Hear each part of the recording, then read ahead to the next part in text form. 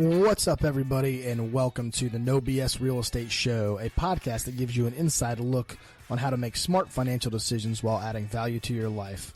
I'm Matty Miller with ERA Real Estate, alongside my co-host and real estate investor extraordinaire, Ryan Robbins. Whether you're a long-time investor or a first-time buyer, join us as we dig through the everyday bullshit of real estate.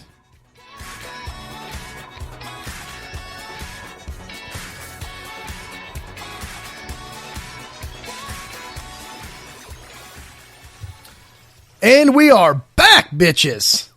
We're back. What's going on? Wow, it has been a long time, and it is Halloween. Halloween. So, for those of you that never listened to us, you should be a little bit frightened and scared. This is the No BS Real Estate Show, where there is no filter and there is no give a shit sometimes. I was going to say there's no content, but there's content sometimes. It just depends on what we decide to talk about. And we apologize. We have let life and busy falls get in the way of actually having a show lately. So we got an episode we got to drop later that's a video on a house. We did an on-site one. We haven't been able to drop that yet because Ryan's been slacking on his editing. Hey, come on. Shockingly, both of us just had the same conversation. Like, man, this is almost November and we're still running around like chickens with their head cut off. And let's be honest, that's a good thing.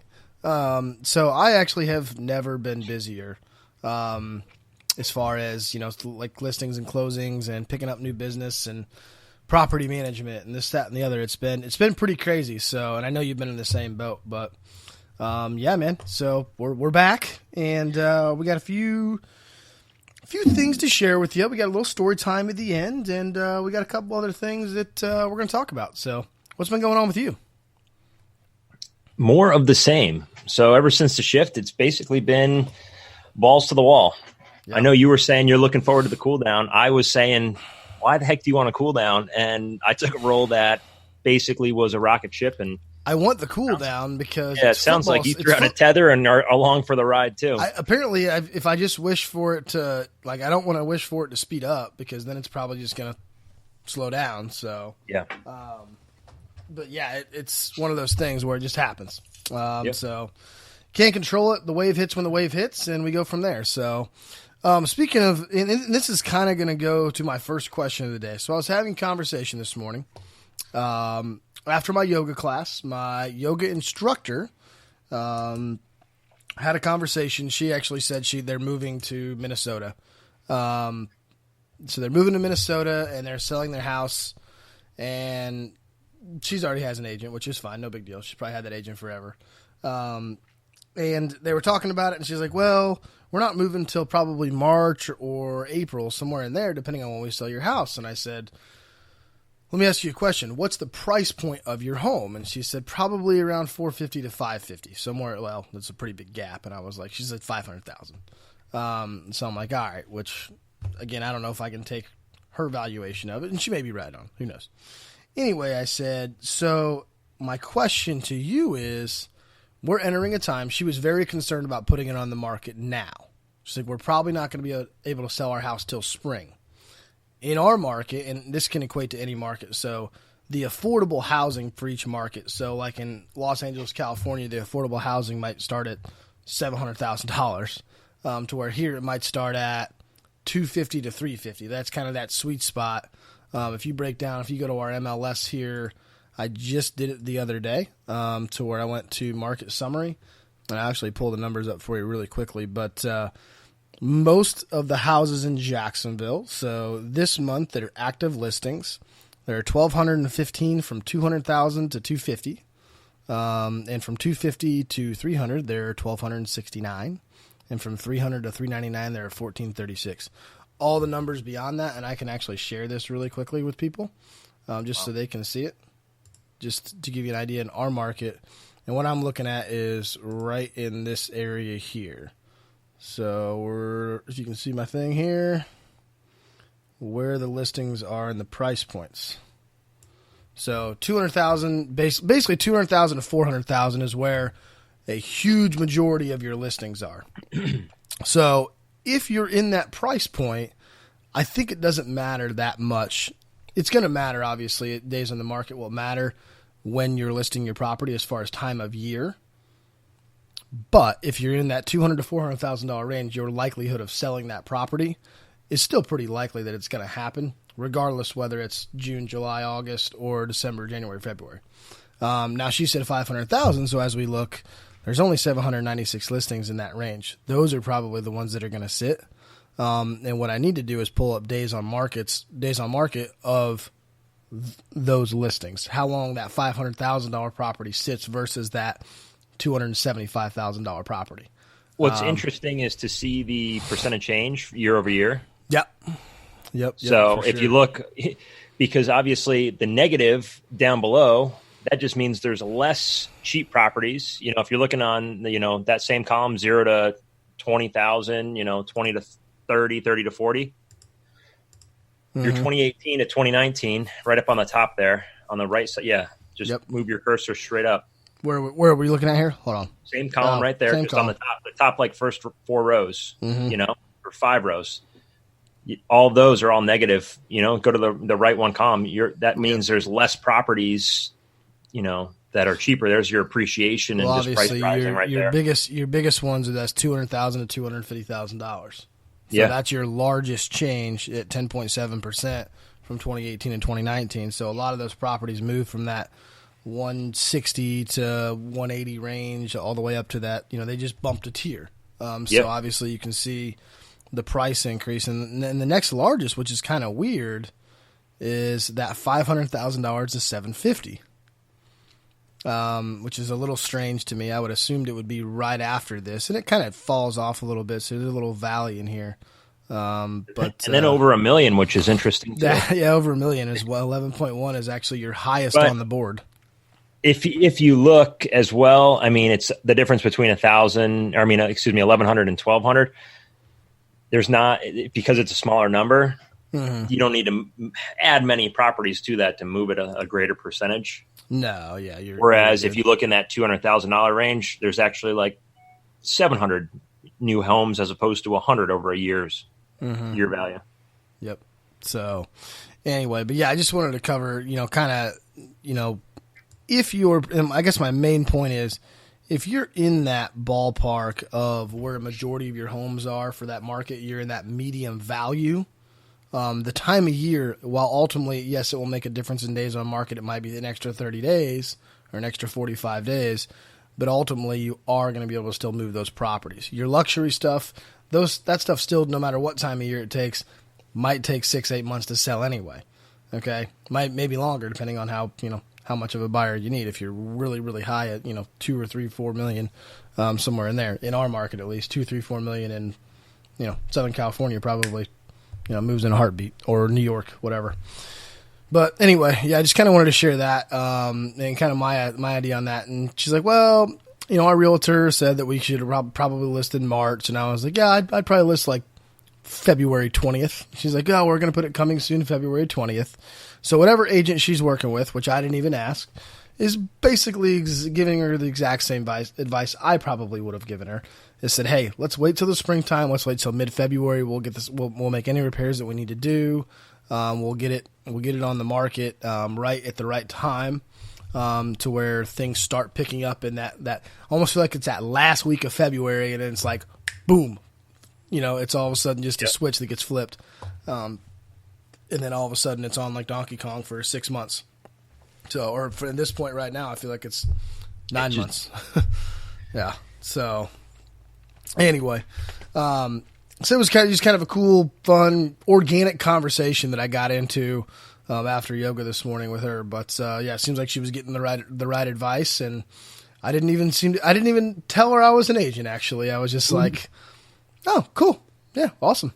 So, which she can probably figure that out after that conversation. But yeah. So anyway, I'll ask her when I see her every now and then. I'll be like, "Hey, so how's the sale going?" So, and by the way, can anybody see this red? No, it's going away. It's fading. I haven't had a hat on in 2 hours. I haven't had a hat on in 2 hours, so you're good. It's only when you put your head down. Just keep looking up. Keep looking up. Always be looking up, man. It's the only way to look. Looking up towards your goals. Hold your head high. Yeah. So, Anyway, but moving on to the next part of that conversation, do you have anything to expand on that as far as just timing of listings in what type of year? I mean, obviously every market. I mean, I would say, every market's a little bit different, but timing is, we talk about that all the time, right back to school, right prior to the end of summer there, you're going to have a bunch of activity. Once kids get back to school, generally we see a drop off just because, again, nobody wants to move at that point. And then typically November, December is dead just because of holidays. So that's probably a recommendation. I always say to people, look, if it's slowing down and we're thinking about doing some sort of price adjustment or remarketing, let's pull it off now, get that 45 days off the MLS so we relist new, 0 days on market from a cumulative days on market standpoint.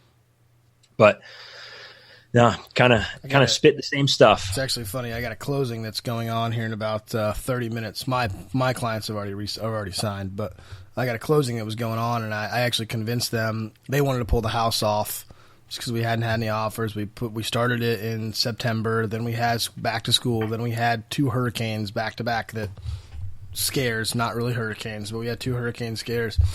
People are not looking around. They're nervous. Hell, you can't even get insurance on properties when there's a hurricane coming this way. Yeah. So there's that. So there's all sorts of these challenges you got to go through. And I luckily said, hey, market trends show us that there's a little bump in that first couple weeks of October. First 2 or 3 weeks of October, which is almost the whole month for the most part. We get a little bit of just a little bit of a jolt. Right after September, sure enough. October 2nd rolls around, first week of October, bam, buyer. I'm like, oh, thank God. Oh, geez, thanks.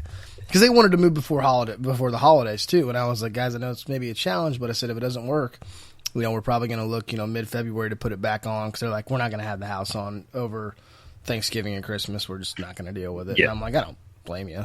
Most of the time, you don't want to deal with showings during that time anyway. Yeah, well, and it's just a matter of even if it was 1 a week, you just screw it, take the sign out. We'll redo it in February because I did let them know those challenges going in, so there was an expectation that could possibly be a situation they might get into.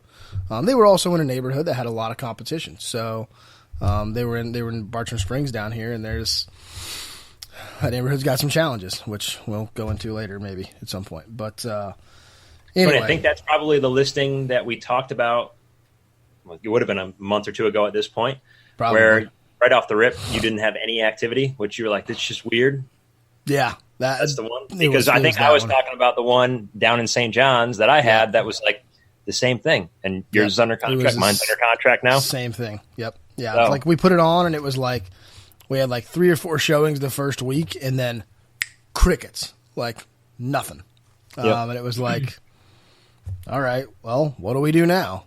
So it's just a matter of, and the biggest thing is, letting your clients know that if you're really in touch with your market trends as an agent, or your agent doesn't seem like, and if your agent doesn't talk about trends and doesn't give you hypothetical situations, they probably don't know the trends, which is a problem.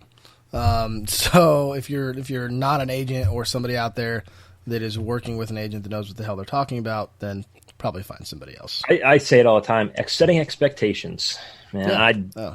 That's my number one thing right now, working with these investors, because by and large, 99% of my business at this point is not only out of state, but out of country investors. Oh yeah. And most of these guys have never even seen the property that they're selling. Yep. So, for sure. So speaking of which, I just fired an investor who's overseas, not out of state. They're actually from here, but they're overseas. But they're pissed that I fired them when they were overseas. Property management client. Side note. So, way to go. Yeah. What's up, Ava? I kind of felt like a dick, but I get an email, it's scathing, and I'm just like, oh, this is the 4th time that she's complained about something, and I'm just like, I'm done. Do they have a bunch of properties under management, or is it just one single property? So don't want to bend deuces. Not that you don't want to bend at all. That sounds no. terrible. I want to help her, but she wants to tell me. She wants to tell me how to do my job. So that's just one of those things. But anyway, I've been doing this for a while. It's kind of my career. I don't tell you how to do your job. Don't tell me how to do mine. So it's one of those things. So I don't know anything about what you do, nor do I care. I just want to help you. And if you want me to use you, fine. But I'm not going to tell you how to do your job either. So, if an IT guy calls me from California and wants to invest in real estate, I'm going to help him invest in real estate. I'm certainly not going to tell him how to make his code for his app. Not going to happen. Unless it's your app. Unless and it's maybe my app. You would have some input, Yeah, I might have some input, but I'm not going to tell him how to do his job. And that's just one thing that annoys me, is just people that want to, especially with real estate, because everybody thinks they've watched HGTV, they've watched House Flippers, they've watched this, and it just drives me nuts. I'm like, this is what we do for a living? I make money off of doing this for a living, and you want to tell me exactly how to do it. Thank you. Thumbs up, bro. Like, golly. Yeah. And it kind of drives me nuts. But anyway. I've probably had more often than not right now, just because working with these guys that have so many properties, some of them have used other agents in the past, and they say straight up, yeah, well, this guy's telling me it's going to be, I'm going to get X, Y, Z for the property. And it's like, they're here and my number is here. And now it's like, we have historical data because you've listed with these guys in the past. You've been on the market for 6 months, and some of them are under contract. And it's like, we're going through. It's like, what did that one sell for? What are you under contract for? Well, he told me it was going to get, I'd get this price. You told me here. It's like, what are you getting? Well, we're under contract for this. And it's like, hey, weird. You listed with the guy that told you were going to get all this money. You got exactly what I told you, but now you just wasted all this time in between as well. All right, we're heading back down the hole of wholesalers and cash deal buyers. That's what we're heading back down. That's not a wholesale. That's an agent. It's the same personality, though. Yeah, it's the same personality. So. Anyway, so and this was actually my question. I've already kind of dove into it, and I had it written on my thing. So if you're a buyer or a seller out there, or even a property management client, whatever. I think the biggest thing where you're going to have a benefit if you're a buyer, seller, investor, you want to find somebody that you can get along with, that you can have a relationship with. So the other side of that is how to make your agent like you. What are things that, as an agent or as somebody who's in real estate, that really drives you nuts when a customer does X? Give me 3 things that drive you nuts when a client does this to you, or customer, should I say, depending on if you're working as a single agent or property management. So, are we going as an agent, or are we going management? Either one. Give me 2. Give me 1 management and 2 agent. Give me a property management, a buyer, and a seller. All right. So, one thing that drives me nuts, if I'm working with you selling your property, would be, I guess the lack of trust in our expertise. So going with somebody that tells you what you want to hear versus telling you how it is, which probably plays into a little bit of that getting along, or doing business with somebody that you get along with. And trust is part of that. Yeah, yeah, for sure. So, I would say that would be one that would irritate me on the real estate side. Property management side. From an owner perspective, I would say the ones that expect everything and want it for free, want you to do everything without, whether that's, oh, hey, that's an estimate, get me 5 other estimates, all right, well, they're all too high. That's your fault. Just now you need to cover the work for free. Or they're mad at you because a pipe burst or the HVAC went out or whatever. Or something. Anything. My biggest one when it comes to property management is if their instant reaction for everything is, well, the tenant had to damage that. Yep. That one drives me insane. How did the tenant break the pipe underneath the sink? Yeah. How is it just? Yeah. I mean, plumbing happens. The pipe's inside the wall. What do you think the tenant did? Open up the wall and beat it with a hammer? Yeah. I think that's exactly what I think, Matt. Oh, the 42-year-old cabinets are falling off the wall. Surprise, surprise. They need to be replaced. Holy shit, people. Things get old. Things get damaged. Things get damaged over time. Things do get damaged by tenants. Had a garage door situation last week. Manual garage door on an older home, single manual garage door. Tenant still parks his car in there, and they called me on I think it was like a Thursday night at like 7:00 or something like that, and they're like, we can't get our car out. It's an issue with the garage door, and I'm like, it's a manual garage door. How can you not get your car out? Like what? Yeah. There's no motor. Like you lift it up and down. Like that's all it is, right? And I'm like, all right. So I sent my garage door guy out there the next day. Apparently, just to get it out of the work, they basically took the garage door completely off the rails and laid it in the driveway. And then ran over it? Didn't run over it. Apparently, the garage door is fine, but there was some dings on it, and then the rails are a little bit bent up, so they bent some of the rails back in place, rehung the garage door, and I made the tenant pay for that. Like, there's no reason. This is a brand new garage door, by the way, a year and a half ago. Brand new manual garage door, and then how does that happen? So tenants do damage stuff, and that's my point. My point is, if your instant reaction as a property management client is the tenant had to do that,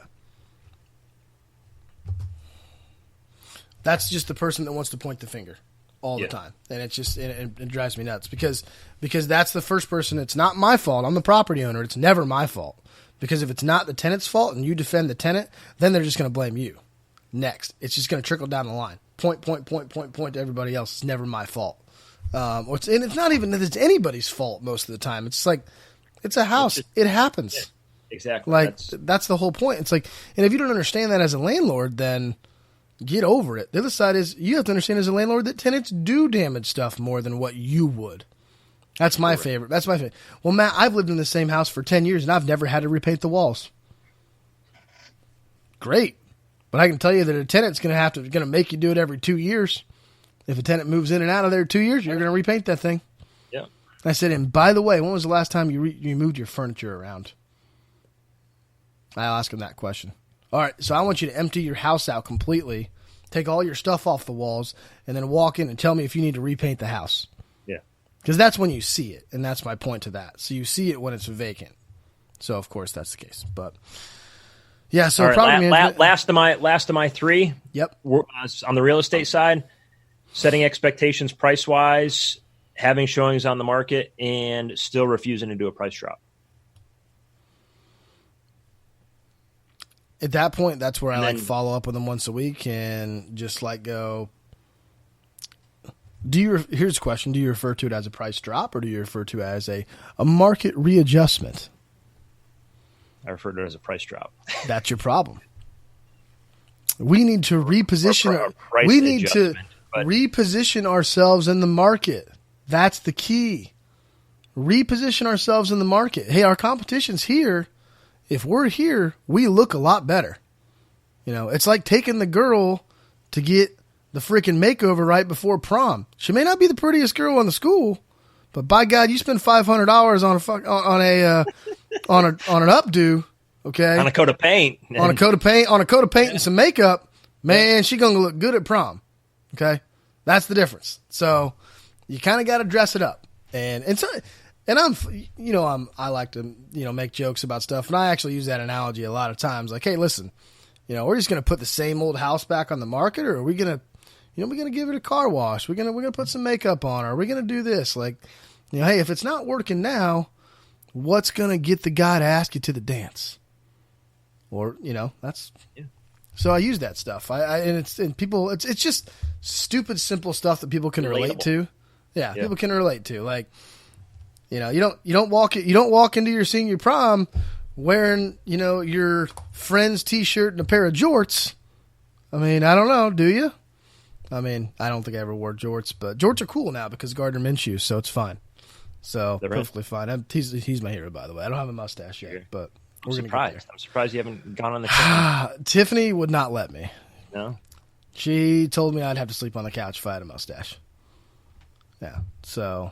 and it's not a good mustache because it's blonde and like red and stuff. So you should dye it on top of it.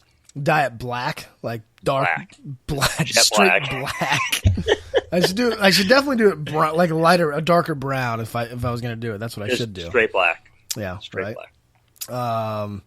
Jeez. Anyway, so all right, 3 from you. So my 3, you already got you already got. So we'll go 2 management, 1 real estate. Okay, 2 management, 1 real estate. So I already told you my 1 management. That was the person that points the finger. So never my fault. It's always somebody else's.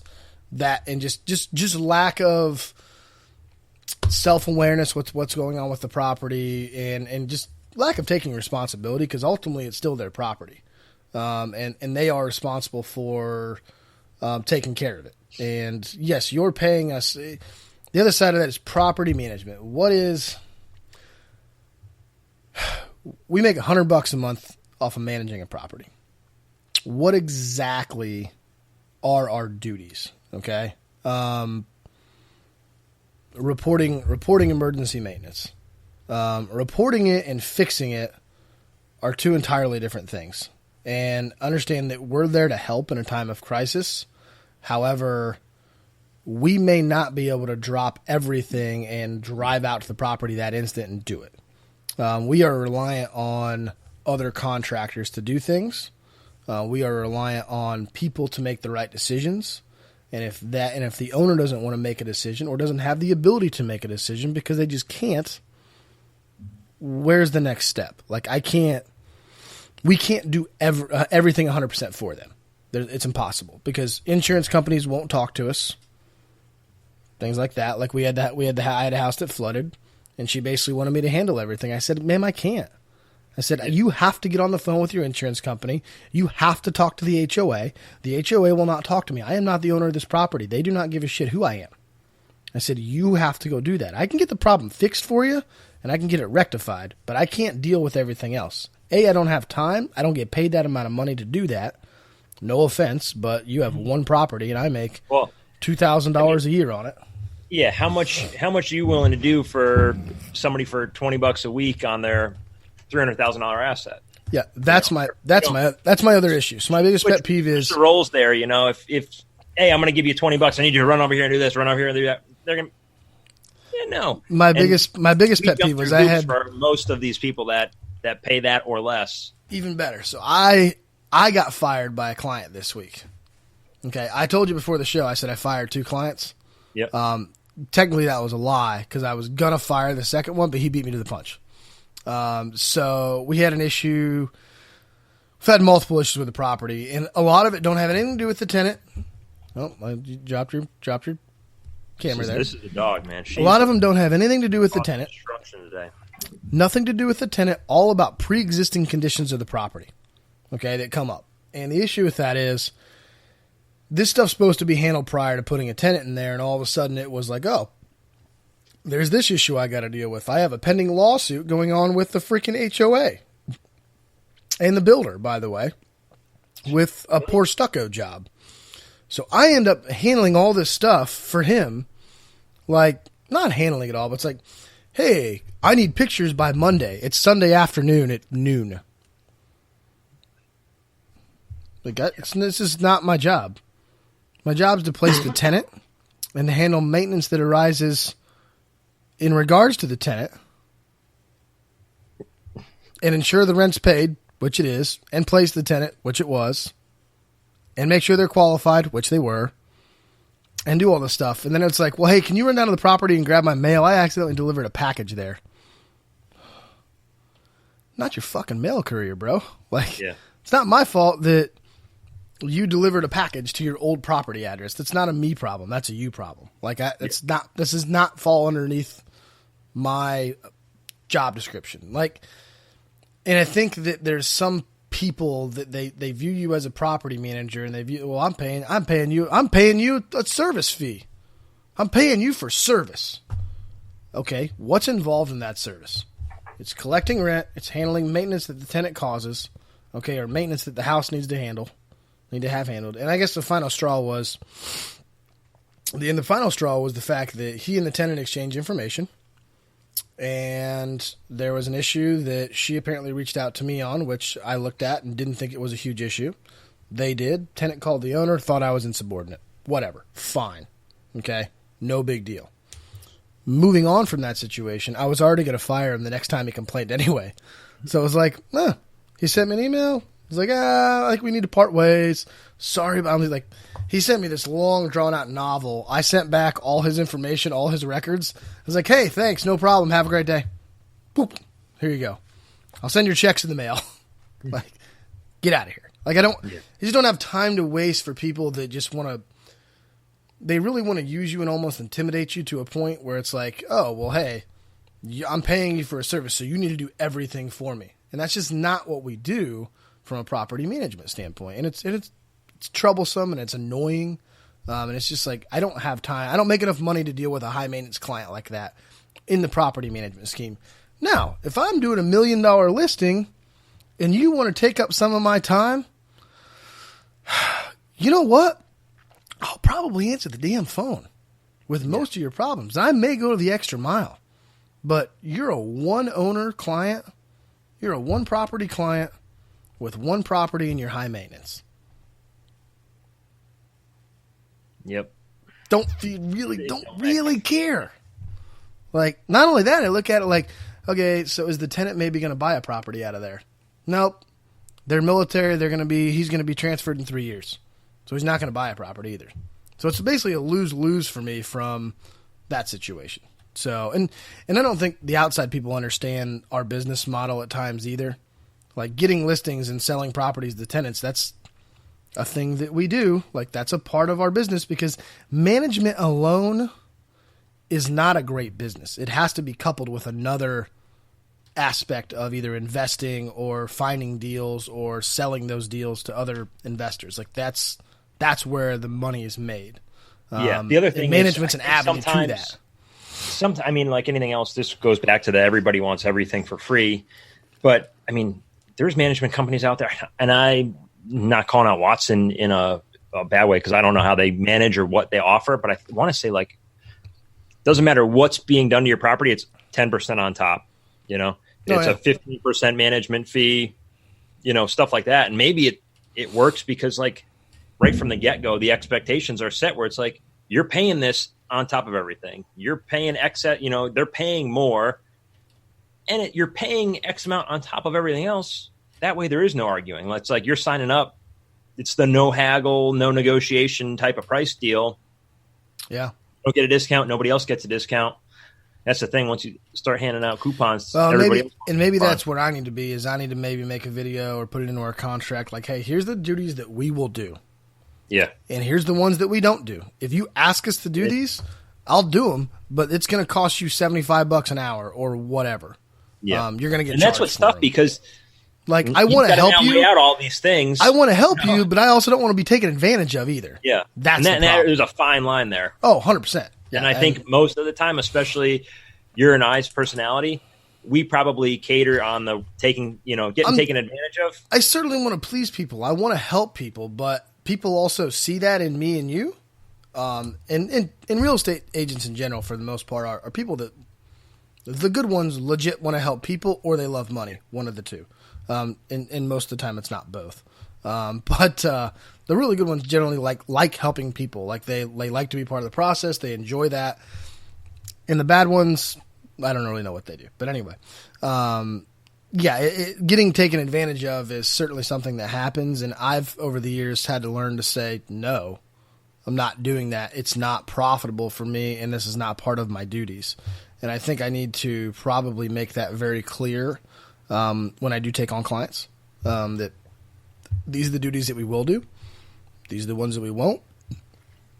If you want me to do an a la carte service for you that I normally wouldn't do for a client, it's going to be X amount of money per hour that it's going to take me. And that includes includes the drive time from my house to go wherever to do it, to find the contractor, to make the calls, or whatever the situation may be.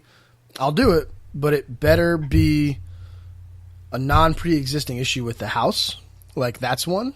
Like, this is an ongoing thing with your house and you didn't tell me about this before you signed the contract. Now you're making me do your work for you? That's shitty. Okay? Not cool, bro. You know what's a perfect example? I'm sure you've gotten asked it, but working with investors from around the country, they'll call up, either picking your brain on management or just helping them out buying something. And it says, all right, if I'm going to buy this and do a small renovation, would you be able to help manage it?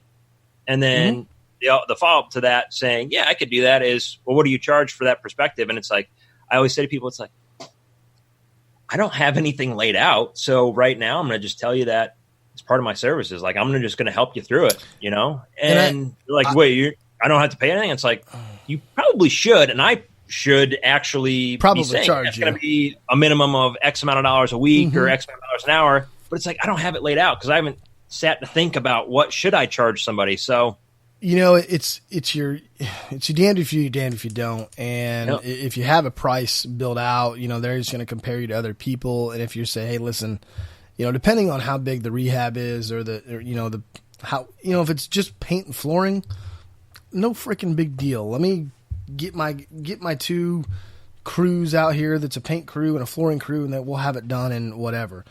But what I'm not going to do for you is quote out a bunch of contractors. Yeah. If I'm doing it for free, there's no way. Like, I'm not going to go through and meet 5 contractors out there, run through what I need done. The best thing for me is I got a crew that I know exactly what they're going to do. Hey, this is a rehab flip for X. I need gray paint. I need vinyl plank in the living rooms. I need flooring. I need carpet in the bedrooms. I need all the fixtures swapped out because they're 1997 fixtures. You know, this is what I need. He's going to go and he's going to give me a price. And then that owner is going to go, hey, do you think that's a good price? Here's the deal. There's somebody else that might be higher, but I know he's going to get it done in a week and a half. It's going to be done right. And I've worked with him before. And if he doesn't do something right and something happens, he will stand behind his work and go back because he's done it before for me. Yeah. So, yeah, I can go get you 4 more quotes, but I can't promise the amount of work or the quality of work or the time perspective that it's going to be done proper and done quickly. So if you have a guy like that or a couple guys like that, it's fantastic. But at the same time, I'm doing it for free. It might be a little bit more. Maybe you can find somebody to do it cheaper. But always remember, as a property owner and as an investor and as a whatever you are, okay, you always get what you pay for. So, yeah, if you want cheap, you'll get cheap. I promise you that. I can always find somebody cheaper for you. But it's going to be shitty. So, You've dealt with that in the property management world. You know what shitty looks like. So, it happens. So the last thing, from a seller's perspective, let's go from a buyer's perspective. My biggest pet peeve, or what makes me very upset when working with a buyer, looking at 25 houses and not making an offer on one. That's a good one. That's to the point where I'm like, all right, guys, listen. So we've spent 18 hours together so far, or they spend an hour in the house. That's a big one too. If you spend an hour in the house walking through it, and now listen, if you spend 10 minutes in every other house and you come to one and it's like, ooh, I think this is it, and you want to like measure some stuff and like kind of picture where your furniture would go, totally fine. Okay, that's fine. But if you spend 45 minutes in every single house looking around and you're basically doing a self-inspection, some of the worst people to show a house to are contractors.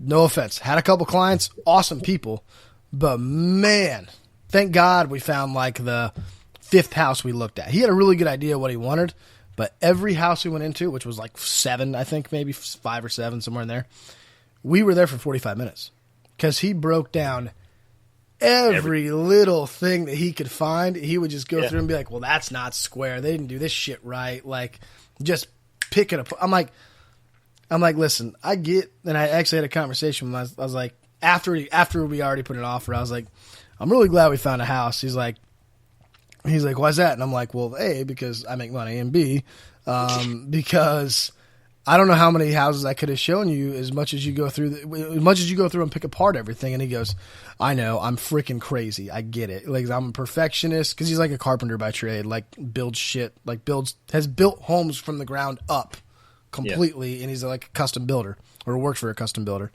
And it's like, geez, dude, like, just, I know everything's not going to be perfect. Like, just chill out. So he was fun though. And I just got to have a hard time with it. Got to give him a hard time about it. But that's one. So taking an inordinate amount of time to make some kind of decision just frustrates me as a person. I think that's why I get frustrated with my girlfriend sometimes. But Tiff, if you listen to this show, I love you, babe. So. Everybody you run into? What's that? Is it everybody you run into? Yeah. You get frustrated with? Not everybody. No, not everybody. Some people just the ones that you're closest to. Yeah, pretty much. So, yeah. That's me. You've been ignoring my calls, man, for a week now. Dude, I'm not been ignoring your calls. Anyway. I'm calling you out on it. Just busy, man. Just busy. So, we went through a lot of junk there. That was a pretty lengthy episode, by the way. And you got anything else, man? Today's Halloween, so we talked about that. Yeah, all right. We're going to say one spooky story. The only recent one that I have is an eviction that going after that is infested, the whole house infested with roaches and bed bugs. Like, not that you couldn't, either one of those isn't bad enough. I mean, I'm talking every drawer you're opening, roaches. Everywhere? It is. It's disgusting. It's shit spooky, man. God, Lord. Well, I got one for you. So one of my investor clients, he wanted to see he looked at a house out in Middleburg, which for you people that don't know is basically an hour outside of town. I feel like it's more of the backwoodsy small town outside of Jacksonville. It's basically like on the second tier of suburbs as opposed to, kind of the first tier. So you kind of, Jacksonville's a circle. This is Jackson. You have like your suburbs out here. And then you have your second tier suburbs a little farther out. It was down on a dirt road. And I pulled it on the dirt road and I was like, okay, there's a little church and then there's a nice little house. And then you pull around the corner and you keep going and it's like double wide trailer, very suspicious man staring at me, and I waved and did not wave back and stared me down the entire way I went down the dirt road. Was he a scarecrow? No, he was a real human person,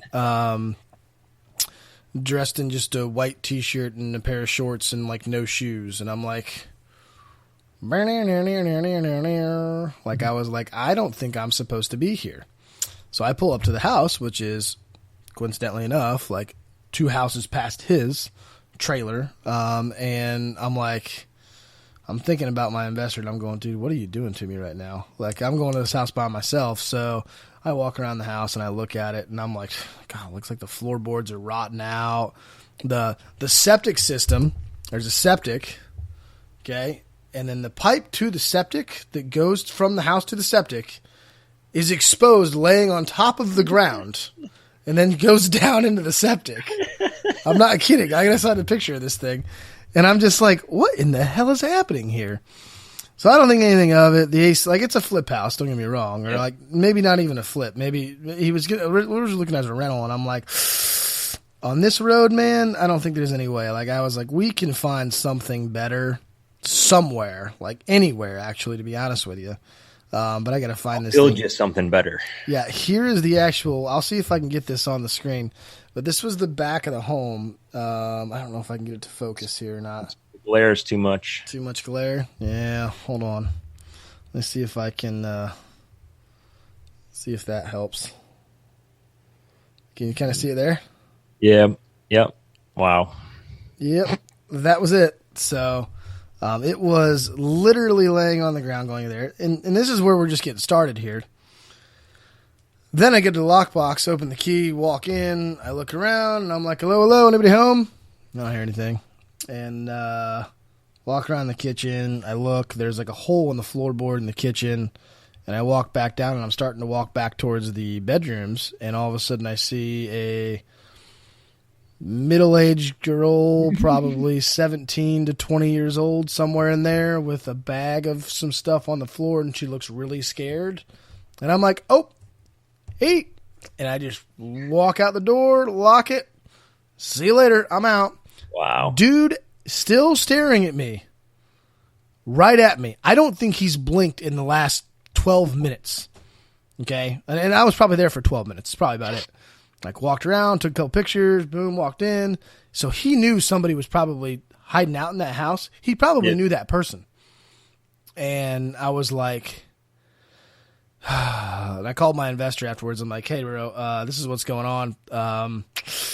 Really sketchy area, first of all. Secondly, there's a squatter. Biggest roaches I've ever seen.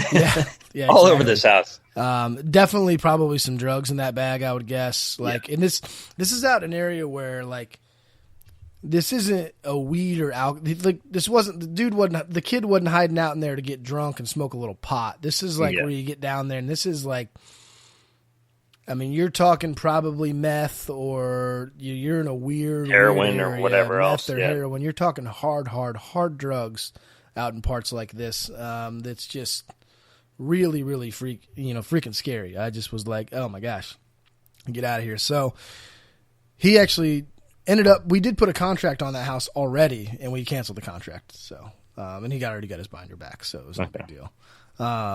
And then they turned around and dropped the price after I called the listing agent, and I was like, hey, so I saw this, and this. And I sent Someone's crawling through the floorboards. I'm like, dude, I can't. I was like, I can't do this. And he's like, I get it. No worries. Those suck too. Driving an hour out to Middleburg to do that and then turn around. Yeah, it was. Luckily, I was already on that side of town, so I had an inspection over there on another property. Takes the sting off a little bit. Yeah, pretty much. But it was still like just, again, running into squatters is one thing, but running into squatters out in that area, you never know what's going to go on, man.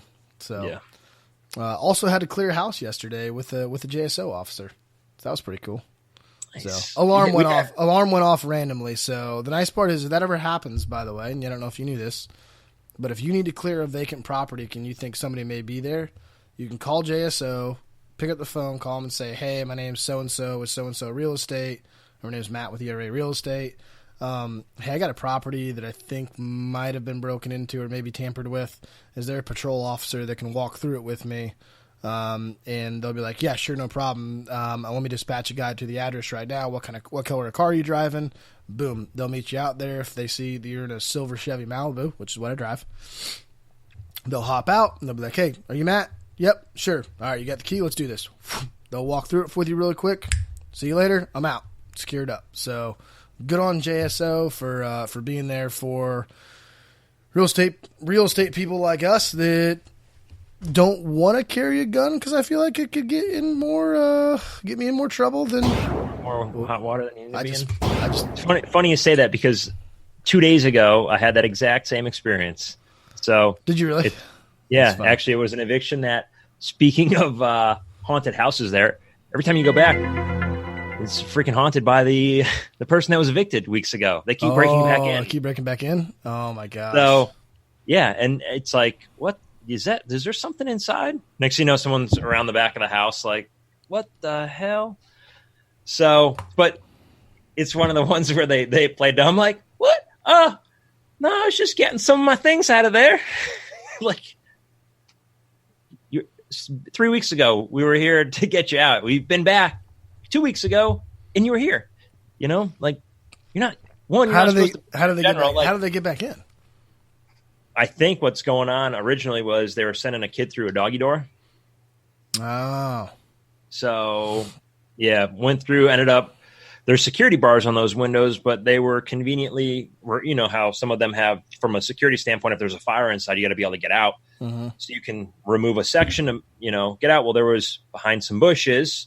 Of course, there's blinds and a blanket, and then another, set of blinds over this window. And of course, they know all the tricks because they lived there for how long? So if you're walking around inside, you're not really paying attention. You're not going to even check the window. But behind the bushes, the screen was, ripped off. The window's cracked just a smidge. It's unlocked. The bars are removed. So I ripped all the blinds off the wall, secure up the window, secure up the bars. We put boards up over all the doggy doors, deadbolts on, stuff like that. But same thing. Called JSO on the way out. I had one of the techs out there, and it was, hey, all right, what's color car is he driving? What's the make and model of your car? What are you driving? What are the names? And then same thing. The tech, when she had come out, he already walked the property, but the officer was like, nothing we can do unless you want us to walk and clear the house for you. Yep. So that's one thing. And I don't think that's just JSO. So if you're an investor anywhere, or, if you're managing your own properties and guys, be safe out there, because there's a lot of crazy shit that goes on in the world. You don't know who you're walking into when you go into vacant properties like that. And that's not your responsibility to walk those those properties. Correct. Yeah. Or at least clear the properties. You may have to walk them. It's not your responsibility to go put yourself into a dangerous situation. Correct. Yeah. Especially as a property manager, as an agent. But then, if you're whatever market you're living, I'm sure it may be worth, their job is to protect the community and serve. And those guys know that. And JSO is pretty cool about that. Actually, if you follow a sheriff's office Twitter account anywhere in the country, you need to follow Jacksonville Sheriff's Office because it might be one of the funniest accounts you'll ever follow. It's pretty. They post some pretty funny shit of things they find. I follow their Instagram. I'll have to check out the Twitter. Yeah, the Twitter's pretty good. They're pretty savage about stuff on there too. It's actually kind of funny. Yeah, it's just don't put yourself in a dangerous situation. A buddy of mine, he's like, "Hey, you want my piece?" And I'm like, no. I feel like I don't really want to have that situation come about, but anyway. And the buddy was Chad, so you can figure that out. But makes sense, right? So Chad runs into those situations. Chad runs because it's fun for him. He's like, "Ooh, we can go. Ooh, let's go. We can go shake down a house. Oh yeah, let's do this." Yeah, he lives for shit like that. So, all right, man. Well, we are at a little under an hour right now. So, wow. For those of us that you needed some no BS real estate, Dan out from California is probably going to be really, really upset that we hadn't heard an episode from us in a couple weeks. So he'll be happy that he can get his drive time bullshit real estate podcast in. So he'll be excited about that. That's our one loyal listener that I know of. I mean, I think we have a couple more. But anyway, so man, I'm going to let you go. We'll get this outro going and enjoy the week. We'll catch you, man. Happy Halloween, everybody. See you, dude. Later. Thanks for listening to our podcast. If you enjoyed this episode, there's a few things I'd like you to do. Subscribe, leave a review, and head over to NOBSRealEstatePodcast.com where you can connect with Matt and I on all of the platforms we're on. Also, if you could do us a favor, leave a message letting us know what you enjoyed about the episode and what you'd like to hear about going forward.